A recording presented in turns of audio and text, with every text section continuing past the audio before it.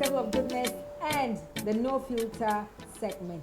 This segment work hand in hand, like they happen simultaneously. Because while she's making the food for us, my guest and I are having a discussion on the No Filter segment. Please allow me to introduce to you our sponsor for the Table of Goodness segment, Edidion Matthew of Didi's Delight.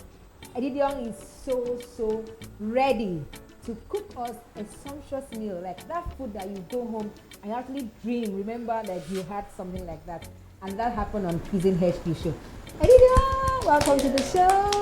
Thank you very much. So please tell us yourself and what you're making for us today. Okay, thank you very much, Ma. Good evening, everybody. My name is Edidion Matthew of Didi's Delight. Today I will be making asabakpa. There is a native food in Akwa Ibom State. We call it asabakpa. In English, we call it corn porridge. So I'll be making asabakpa today, and I'll be using periwinkle. I'll be using pumpkin leaf. We have the crayfish, our onions, seasoning cube, salt, pepper, and oil. So stay tuned. Thank you very much. So how long will this take? Okay, this meal is going to take 20 minutes to make it. So in 20 minutes, we'll be ready to have dinner. Oh, Jesus, this is why I love this show. You know I love food, and I'm sure you're looking forward to this. Food, honestly. Of course, I told you earlier on that our guest on the Test and Tell will also double as our guest on the No Filter segment. Now, this is getting very interesting because the topic we are dealing with today is quite topical. We're looking at the role of women, the society, in cheating. So I'm going to start by asking, who is a side chick?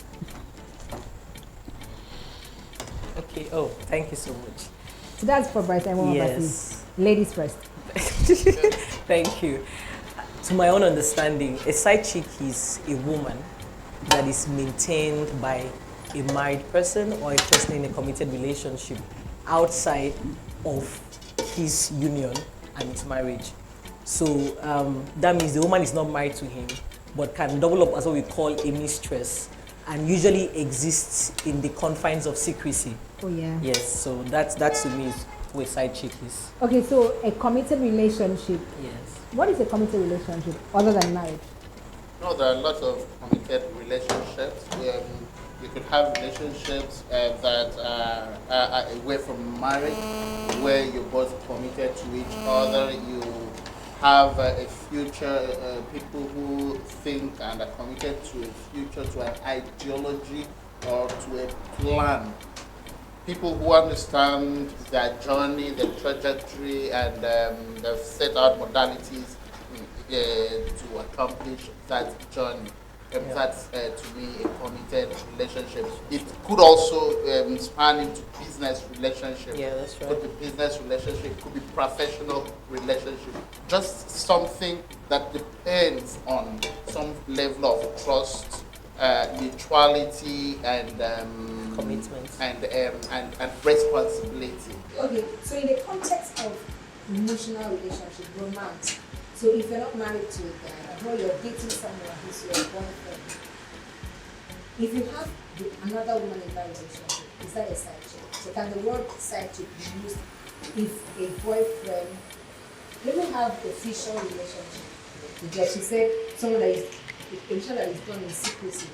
So can a girl say, oh, that's my boyfriend's side chick? Okay, so on Facebook there is a relationship defined as open relationship. Yes. Open, okay. Yeah, on Facebook we have those kind of relationships. So you could be in a relationship with someone of the opposite sex, but it's an open relationship. So that way nobody is readily held responsible for if the thing goes wrong. Yeah. But if you are committed, that there is that other relationship status to say engaged. Yeah. We get to see a lot of things these days. So any relationship that holds you to account, that holds you accountable, means that you're committed to it. A relationship that puts you on your toes to ensure you place that call before you go to bed, a relationship that makes you want to call once you're out of it. If that person you are accountable to, someone you like to tell when you want to dash out of the office and all of that. Then someone you want to sit back and look for, someone you're looking forward to his or her remarkable days like birthdays and all of that. Someone you love to have around you must definitely be some persons, people around you would describe as being in a committed relationship with you, except otherwise you are a non-match. Okay, so now we are still talking on side chicks. Like, remember when we introduced the show for this week, we said that a pastor actually advised wives to seek help from their husband's side chick on how to keep their husband happy. So now we are looking at side chicks. And then I said, these side chicks are humans. Yes. Side chicks are not men. Most times they are, but we're not looking at that context right now. So, we keep talking about cheating in marriage, cheating in relationship. Can cheating actually happen without a woman agreeing to be part of it? My husband will not have a side chick. If a fellow girl doesn't agree to be his secret lover, that's basically what side chick is. A secret lover, right? Yeah. So, women, are we encouraging women to cheat? Because there's this saying that women have double standards as far as the word cheating, the issue, the topic cheating is concerned. Like, if a man is cheating with you, you are not the victim. You're the one who's sneaking out of his parlor into his bedroom to call, to reply your message. You have that excuse. You make excuses for him. He's following his heart. Okay, he's just with the other girl for whatever, but he loves you. So there's no problem with that. But if he's cheating on you, now you are the victim of cheating.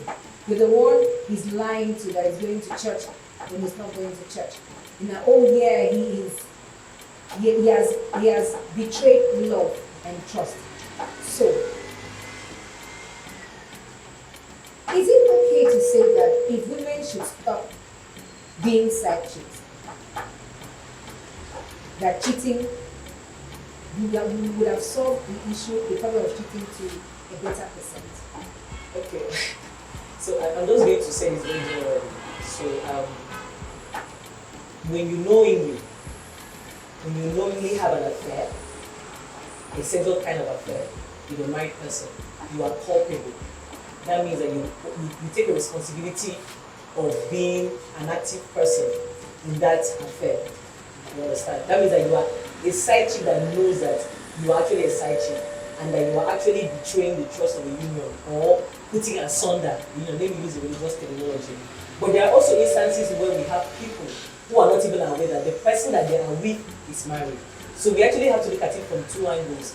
The woman who is culpable because she is aware of the commitments of that man and his responsibility in his marriage, and the one that does not know that this is actually a married person, that she is, having an affair or having a relationship.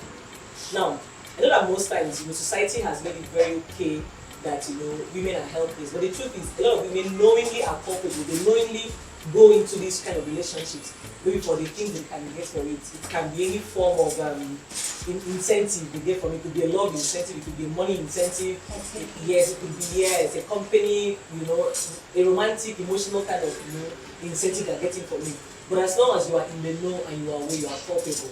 You understand? And society, yes, and you're actually encouraging, the man. But the thing we have to say, it's only that it's love. There has to be an offer for an acceptance to, occur. If there is no offer, an acceptance cannot occur. So the bulk of blame, you understand, lies on the man, not even on these other people that are here. Because if there was no offer, these other party will not exist. This is not making an excuse for the women, but I'm just saying. So if you want to tackle cheating, you have to tackle it from the angle of the men, the offer angle and not the acceptance angle. Actually, that you keep laying emphasis on married people. Yes. But before marriage happens, two people get to know each other. They call it dating. And it's also, was it coupling? Yes. Right? So you have cases where a guy actually has a girl that everybody knows. Anywhere you go to, this is this person's girlfriend. Right? Yes. And then people don't actually come to ask you out anymore because they feel that you have a committed relationship in as much as you're not married. Yeah. Right? But in that case, in that committed relationship, there is another relationship. Now, the other girl, the other lady knows that this is this person's gonna like the other person is just like say in secret, it's a secret, right? Yeah. But she's in that relationship, right? So now, so we have cases like this where a guy engaged a girl some time ago, and she came on Facebook and wrote, "I won them," and the one we finally chose. So we were like, was it a tournament? What was happening? Right? So it was like she was there with other people, right? And why she was like, I won them was because she was, you never see me coming one, she was the one in the background, she was not the one being fronted as the official girlfriend, right? So now, Sammy, from your standpoint, if such a girl starts complaining about the same guy cheating on her, is that the case of double standard? Well, not as much a case of double standard as it is about how much we've reduced our value system. Absolutely. Yeah, how much we've reduced our value system. Sometimes we get so carried away by people who think are motivating us. But I think these are people are really motivated for the wrong reasons. I recall a line on Westlife, one of Westlife's songs, when he said, "We've got to fight for everything. You never can tell which of it to let go of, make it complete." Now, this is the drift in all of this.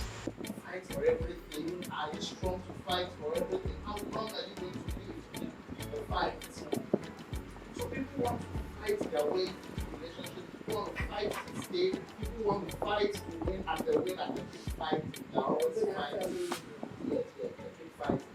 So the issue is about the evolve to a society that majors in minor. Yeah. Okay. Yeah.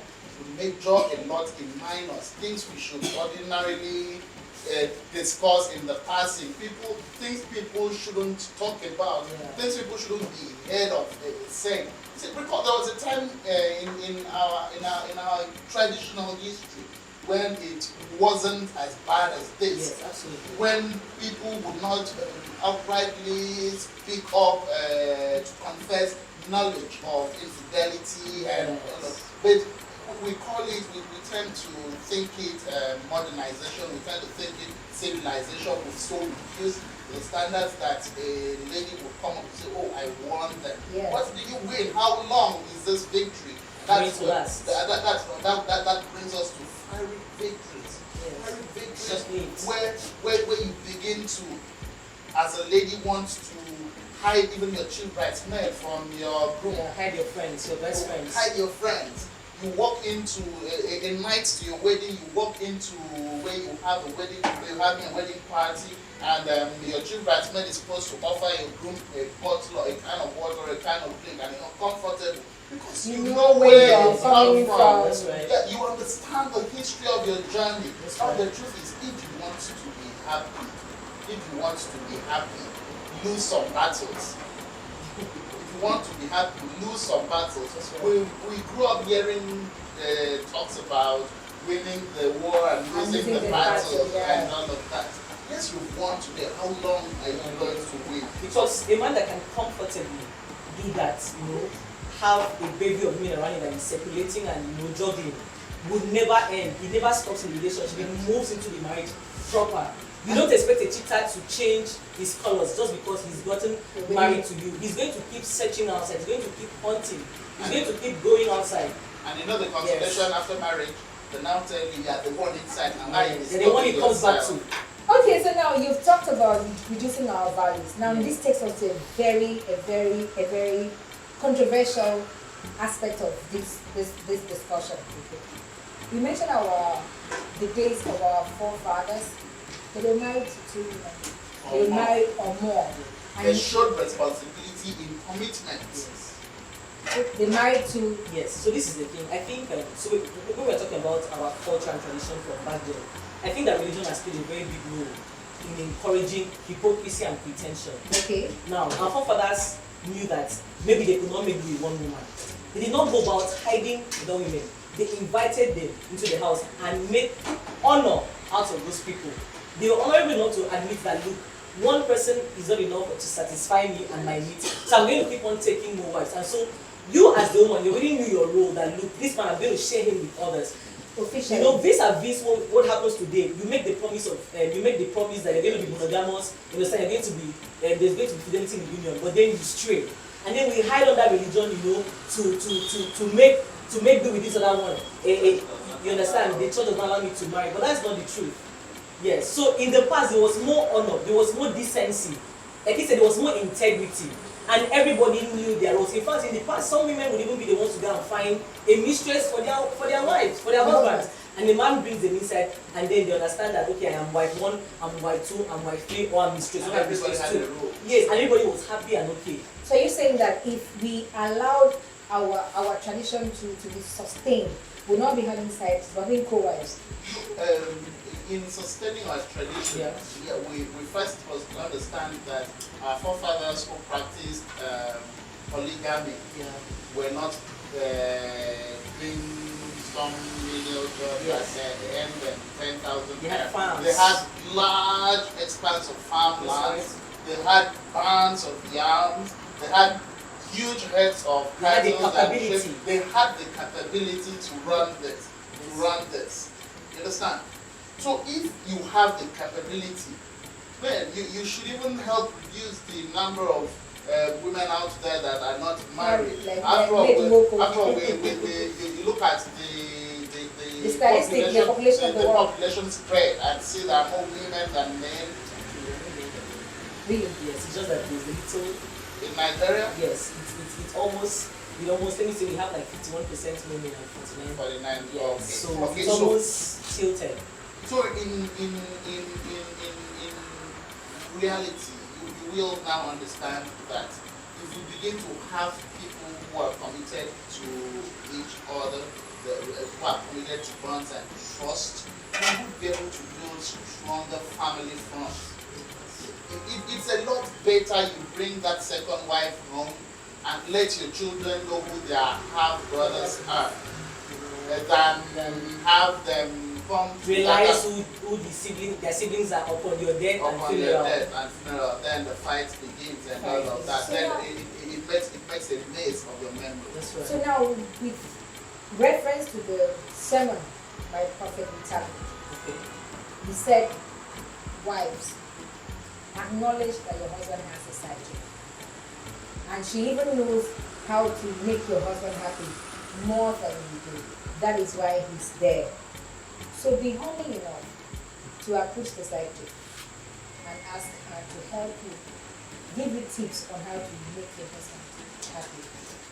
Okay, so I'll be approaching that from different standpoints. One, I'll be addressing Prophet Italy as a man that has greatly reduced values. Yes.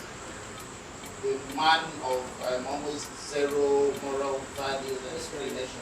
I would see him that way. But on the flip side, I'll also see him as a man who is trying to promote friendship. Friendship. Between side chick and Not side chicks and wife. There is a cryptic message in that sermon. Okay. It means if your husband is able to get certain level of comfort elsewhere, it means there are things you are not discussing. But I'm not. That conversations you are not having. There is an ambience you're not giving him in the house to be able to be expressive. That leads us to the evolving conversation about men being able to speak up. Years back, we were talking about women being bullied, women being victims of domestic violence. Recently, men have turned out to be more a victim than they were before. Now, this is because growing up, you're taught to be a man. Be a man. You don't cry. You don't sob. What's that? So something goes wrong in the house. You don't want to talk about it. You don't want to talk about it because you are a man. So it's not because you don't want to talk about it. you don't want your wife to see you as a weak being, as a I weak being. wish. You Sorry, now my step out. sister. You now step out and possibly find a lady That you don't mind being who feels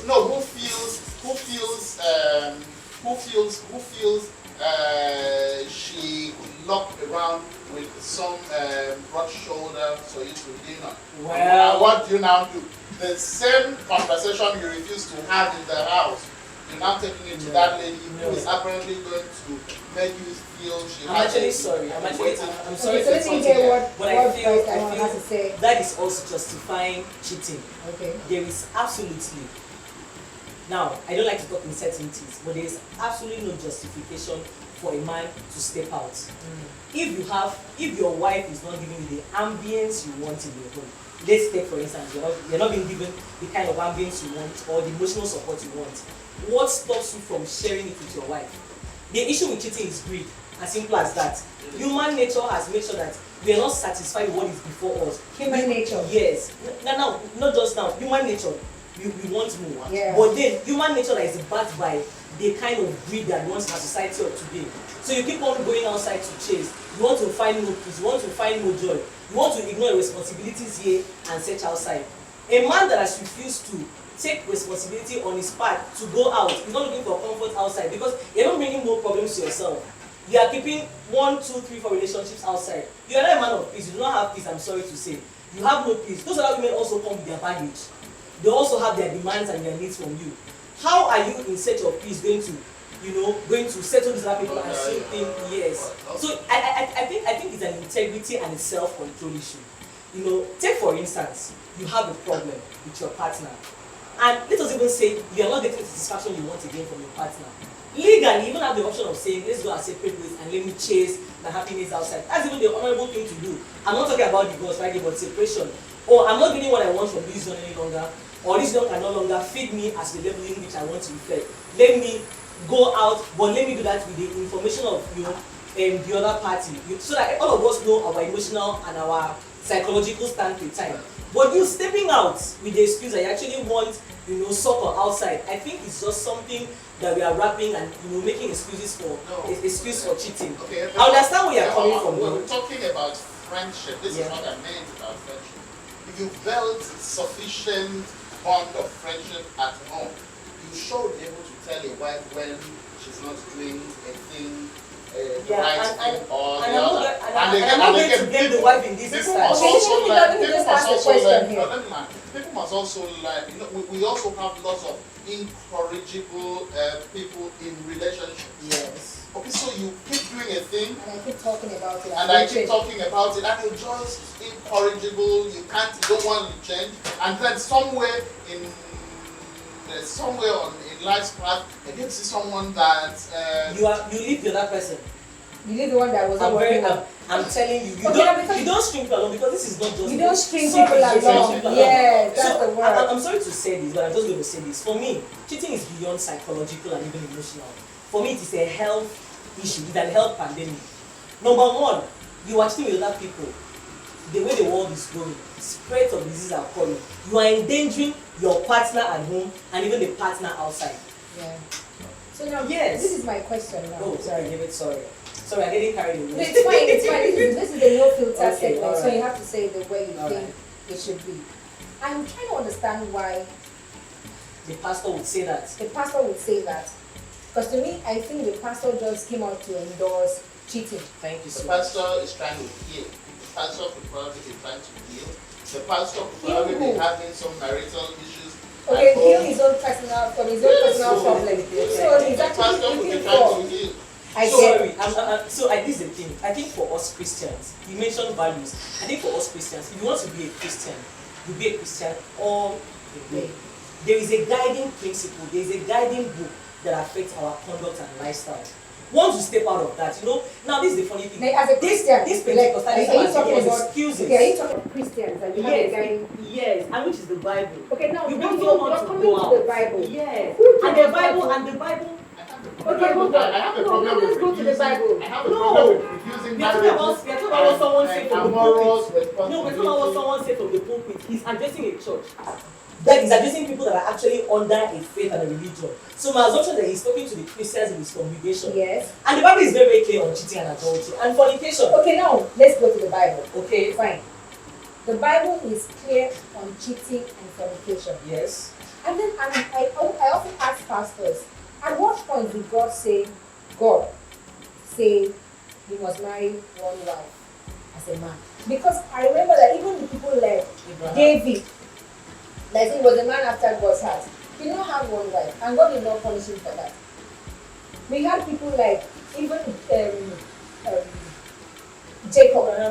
All of them married one wife. All of them in the Old Testament. Yes. So don't you think that, I don't know, because like you said, that women, human nature, we want more.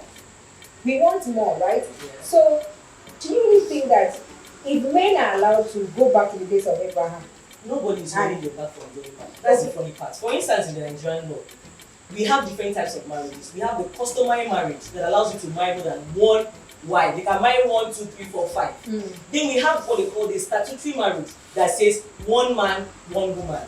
Now you have the option of saying, I'm not going to do statutory marriage. I'm going to marry 1, 2, 3, 4, 5. It's acceptable. That's the legal angle. Yes, the Nigerian law accepts that. The religious angle. Now this is the thing. Now for those that are in the church, I remember when I was growing up back then, when they used to ask a question of one man, one woman, was because they wanted to be some certain person's positions, make them elders, make them deacons, and they would say, okay, before you can become a person of this position and authority, you must be someone that is seen to be accountable to just one man. That means that you have control over your household. So that thing was because of it. Now when you marry more than 1 or 2 wives, there's bound to be conflict, widespread conflict. So to be sure that you are not going to be distracted with the widespread conflict and what you're doing in the temple and the house of God, you're asked to marry just one man, one woman. That's the grounding which I see that marrying one person, one woman being applicated in the Bible. Outside of that, you could have married as many people as you want. But when we come down to our religion as a people or our tradition as a people, we primarily are not Christians. This is actually an imposed tradition. Okay. Because Christianity is actually a tradition. This is actually an imposed culture. This is something that is alien to us. And now because we try to adapt to colonization and all of the modernities of today's world, we now want to adapt to them. But our proper society still recognizes that, look, you can still have the liberty of marrying 1, 2, 3, 4, 5. Nobody stops you. So if you really, really want to be polygamous, you understand? If you want to be polygamous in nature, nothing is holding you back. So stop the pretense. Yes, it's a thing of integrity. But we've also evolved to a level where women don't even think they want to be second wives. But you know what is interesting? That's also the influence of religion. I'm sorry to say. But it will also show me that so many women that are even okay with their partners having more than one wife. The important thing is knowledge. This is who I am from the beginning. Yes. I come to terms with who you are from the beginning. We make peace with that. We have 2, 3, 4, 5. But what happens when you promise fidelity and then you stray? Of course, I'll be hurt and betrayed. Yes. So now, you talked about the pastor trying to heal. I'm just imagining that a female pastor comes to say, men, husbands, get close to your wife's side court. Tell them to help you be at peace with your wife. Why am I saying this? Because right now we are having cases like, say, open marriage. Of course, the Jada Pinkett and her husband. Yes. The husband came out to defend her when she had that relationship. Yeah. He said it was an entanglement. Yeah. The husband dropped the word entanglement, right? So do you just think that if women were allowed to behave the way men behave, that maybe men will have reasons not to look for things outside? Now let me tell you this, and for certain, if we were able to get past the conversation of gender parity, a lot of things we would find would have provided solutions to a lot of things. Yes. What's that? So as a man, we step out with a side chick to a seat out or to a restaurant. Yeah. And there you meet your wife with a side cock. Everyone is leveling up. You simply, if you ever have an exchange at that point, it's like, oh, what time are you home? Where are you What going time home? are you, when are you going home? So you see, Now, so you now see that the man would go home and imagine how terribly compromised his esteem has been dealt. yeah. Compromised dealt his esteem as a man. That's right. The woman now looks at the kind of lady the husband came to the restaurant with. Was like, oh, okay. Oh, is this all about it? Yeah. And all of that. Truth be told, those people in no time will advise themselves. But of course, we know that we live because in a patriarchal society. everybody can break even. But in our patriarchal society, now the solution to this kind of conversations, to this kind of impasse in our patriarchal society is beginning to raise children who from childhood understands they can break even. Yeah. Raise children who understand, boy or girl, that the society has nothing on them. Yeah. The society has nothing on them. Don't tell your girl child, sit properly, don't you know you are a girl child while the boy child is throwing tantrums everywhere. Yeah. When you caution the boy, caution the girl. Let that girl grow in equal esteem as the boy. I have them too, a boy and a girl, and I picked early enough to where I picked that trait early enough in my son who's even younger, so that he loves to dominate, wants to be in charge. What did I simply do? Scale up the sister to always stand up to me. Yeah. Okay, so now So that now means that if we begin to build a society where women don't necessarily see themselves as prizes to be won, Yes. as prizes to be won, That's a good point. as prizes to be won, chattel. yes, As chattel to as be owned. chattels to be owned, That's right. and go to school so that you find a good husband. Yes. You go to school to find a good husband. What in marriage deserves education? okay, so now so let me quickly go to our sponsor. Please, is our food ready? Okay, so we are about running off for this segment, but before we leave, let's get to let's take this home. Okay. What are your parting shots now? Remember that our topic is women, society, and their role in cheating. To the ladies, what do you want to tell them? To the society, what do you have to tell them? Because I think, like you said, something quite profound. If you are not sure you can do your life, let your woman do it. And say, nobody stops you from marrying to wife. Instead of having side chicks, trophy girlfriend, whatever terms you guys give, let them know that in 2 years, 3 years, 4 years time, I could add someone to it. Okay? So let's allow our guests to give us their parting shot. Thank you so much. I think I would like to emphasize the need for self-control. Mm. Because even in our 4 years of polygamy, we would have married as much number of women we wanted, but it was a self-control thing. So whether in polygamy, you still need self-control. Of course, you can't Whether in marry monogamy, yes. Whether in monogamy, You're not you still Solomon. need self-control. Now, you need to be a person of integrity. I think we've normalized cheating, we've normalized stepping out, and because there are no consequences for that, everybody just keeps doing that. But you're actually affecting and harming actual people and lives along the way. You're endangering the life of your partner and your spouse, you're endangering the lives of your children as well when you go out, when you step out on your marriage. So if we want to put a stop to this, we need to understand what integrity and honor is. You know, the solution is not just in marrying new wives, it's in integrity and honor, and understand that you need to have self-control. They might say they are animals, but we're not animals for God's sake. You can actually take control of yourself. It's not everybody that passes in front of you that you need to change. So it's an integrity thing. And for those that are Christians, I'm sorry to say, you need to start acting the way Christ would expect us to act. If we have tenets and laid down principles, dictating how we're supposed to behave, let us imbibe that. What they're looking for outside is already inside. You cannot get satisfaction from all of those things. You'll come back empty. But you'll come back half. Because you've depleted yourself in so many circles and you're no longer a whole person that you're supposed to be. So my parting word is be a person of integrity and be a person of honor. And as for the women, you need to understand that you are also culpable. That doesn't mean that they will say only focus on the man and leave the woman. These days, a woman catches you with her husband, she will burn you, she will beat you up. There is something in this town where people have been beaten very seriously. And you might be saying, oh, they are wrong, that was an assault. But some people say she was being provoked, there was provocation and she's she's right in going ahead to to harm you. So my advice would be, let us all have self-control, integrity, and decency. That's just the least that is expected of us. Well, that's a one being a woman and wanting to protect her zone. Okay. Wanting to protect her zone and all of that. But for me, whether you are the living wife, the husband, or the side chick, you are all victims. Oh yeah. Everyone is a victim.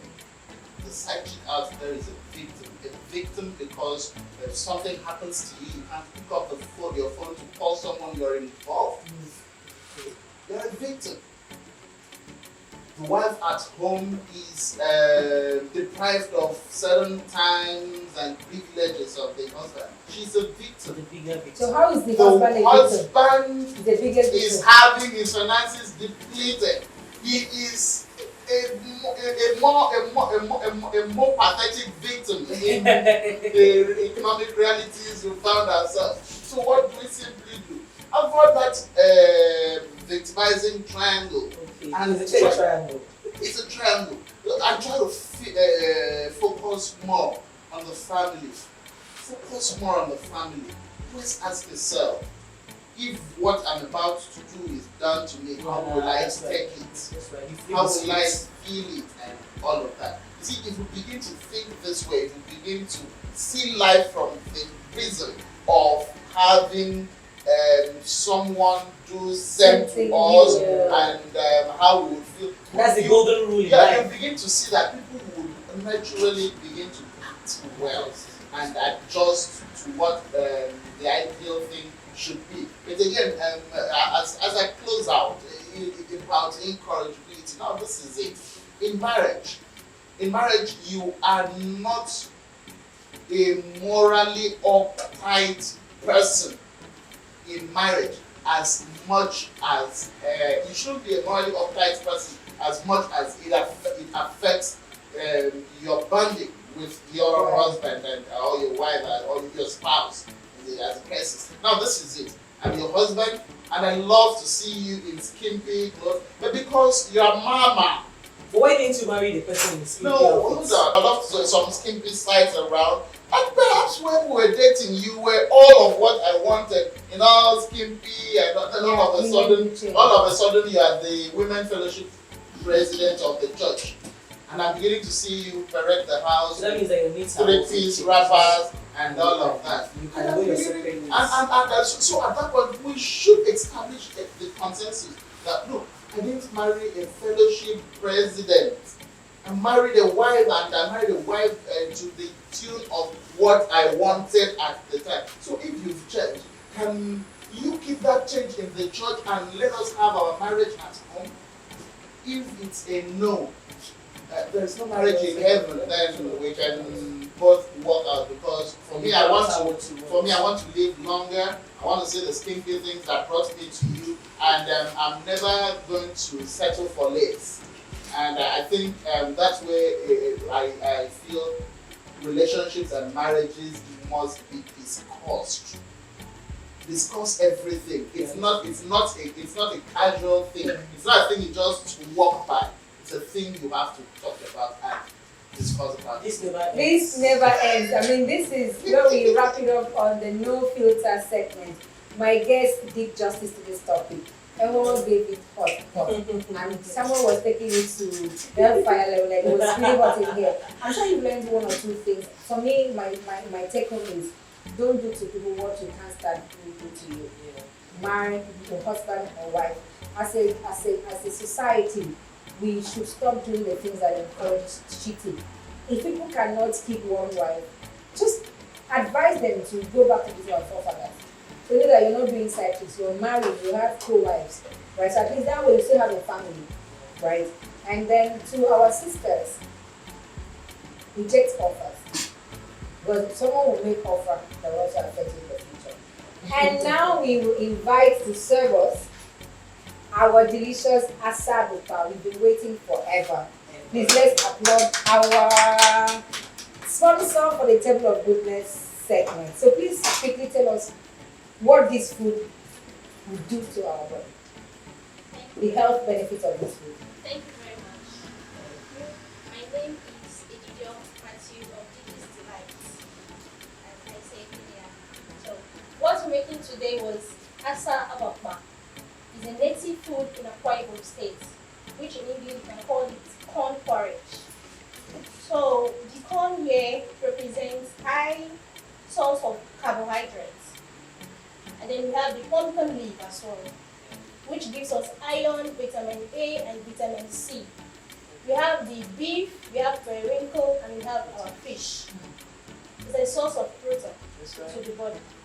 And then the health benefits of this food is that it controls growth, and it helps in weight gain, and also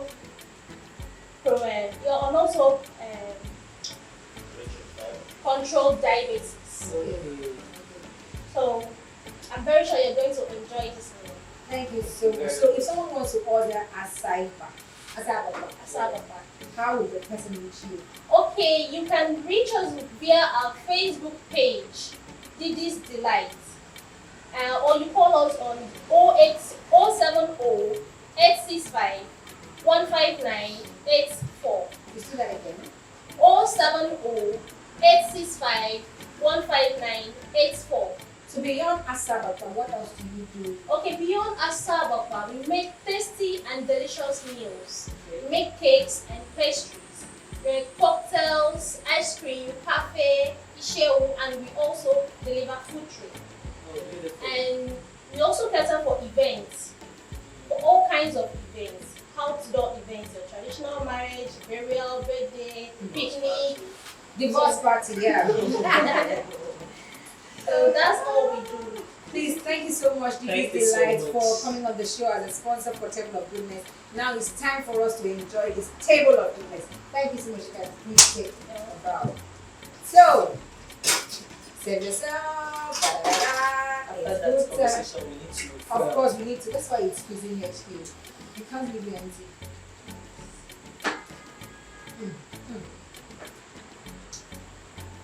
It really smells nice. Something different. It's been ages I had this. My grandmother of blessed memory loved making things like this. Bring my spot. It's only for a joke. Making it quite special. Right? What do you think so? Because you're not in the kitchen. What do you think about the food, sis? So I like that I can feel a lot of flavors. It feels like I'm having a seafood kind of flavor. Yes. I'm really, and it's not overly seasoned. It's just balanced. And of course, it's plenty needs to go around. But I'd like to know how this is done. Like actually, and this is corn season. So Yeah. it's a very perfect way of enjoying. Corn. Yeah, just like It's just like yeah. so Okay, so you can pray to be our guest on Cuisine Edge. You can enjoy this. To wrap on the show, thank you to our sponsors, Didi's Delight and NutriFruit, and thank you to our esteemed guests for coming on the show to have this conversation with us.